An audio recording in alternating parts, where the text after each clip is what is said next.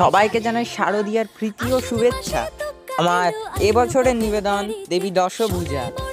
খুব তাড়াতাড়ি আমার চ্যানেলে কিন্তু আরও নিত্য নতুন ভিডিও আসছে। ইতিমধ্যে সকলকে আমার শাড়ি পরানো সম্পন্ন হয়েছে।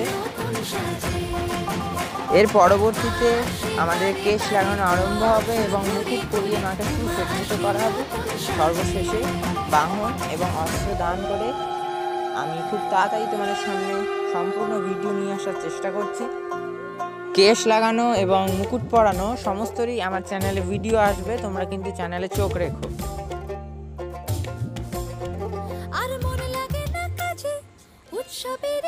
এবছরের চালচিত্রটাকেও বেশ বড় করে করেছি। চালচিত্র সম্পূর্ণ তৈরি হয়ে গেছে।